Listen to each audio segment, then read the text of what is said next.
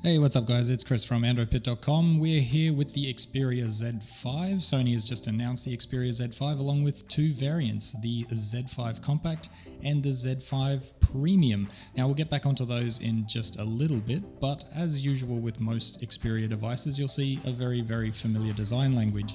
The Z5 is very much like the Z3 Plus, which is known as the Z4 in Japan and the Z4V on the Verizon network in the US. Now, Sony has focused on a few changes. They're not immediately visible, but there's 5 in there that we've picked up in our short time with the device. There's some design changes, there's now a finger scanner, there's some enhanced audio through the stereo dual front-facing speakers.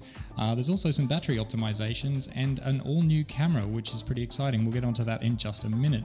So, to take a look at the device, you'll see things are pretty much the same up the front. There's nothing very different on the front of the Z5 compared to the Z3 Plus. Same goes for the back. Everything looks pretty much the same on the back as well.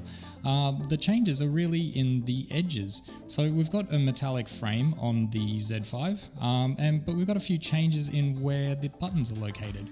The biggest one, of course, is where the power button is now sort of elongated like a pill shape to house the finger scanner, and the volume rocker has now moved down closer to the dedicated shutter button as well.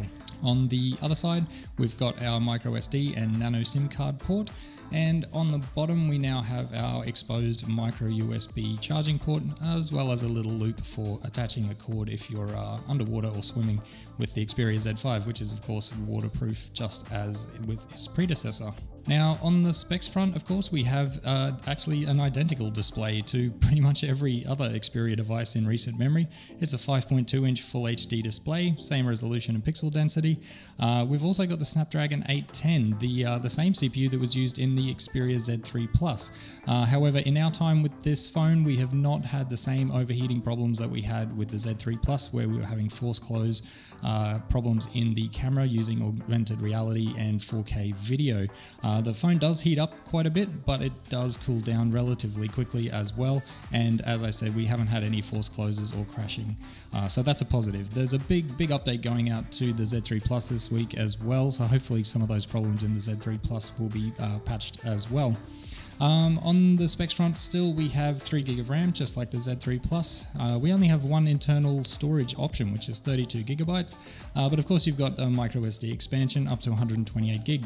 On the battery front, we've got a 2900 mAh battery, which Sony is claiming will get you through 2 days and 1 hour of battery life. That's a claim we'll be interested in looking into further in the full Xperia Z5 review, so keep an eye out for that. But one thing you should note on all of the new Z5 series is that there's no wireless charging. You can get quick charge, but you'll need to buy an optional quick charge cable for that to be good for you.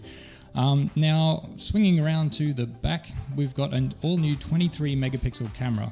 It's incredibly fast autofocus, 0.03 seconds, and in our experience, it's incredibly accurate and very fast. In terms of optical image stabilization, Sony's gone a little weird here. They've introduced hybrid image stabilization, which they're quick to tell us is not optical, but they're kind of saying it's a hybrid of optical and digital, but from what we can tell, it sounds like it's pretty much a software-based solution, not hardware at all. But that image stabilization works pretty well in photos, and in video it's fantastic. And so is the autofocus in video, actually. The continuous autofocus mode is really accurate. It will instantly focus on any moving subject in a video, and in our short time with this device, it's been pretty impressive. So if we take a look at the other variants of the Z5, let's look first at the Z5 Compact. So much like previous compact versions of Sony's flagship, it's just a smaller package housing pretty much the same specs. There are a few differences though. Instead of a metal frame, we'll make a drop down to a plastic chassis. Of course, the display is not as dense either. It's a HD resolution and it's a much smaller screen size. You'll also lose 1GB of RAM, so there's only 2GB in the Z5 Compact, and of course the battery is also smaller. If we switch tack now and go up to the other end of the scale, to the Z5 Premium, we make the switch back to a metallic edge, but we also make the massive jump to a 4K display.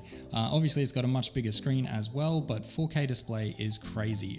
Obviously the best thing about that is that you can now watch 4K video, which you can record on your Z5 Premium, on your phone, which hasn't been possible before. There's also an option to upscale everything on the phone to 4K, but that's basically just a trick of over sharpening, and it's going to absolutely destroy your CPU and battery, so beware if you want to take advantage of that. The Z5 Premium also has a larger battery, of course, 3,700 milliamp hours. It will set you back a pretty impressive €799. We're in Europe for this preview.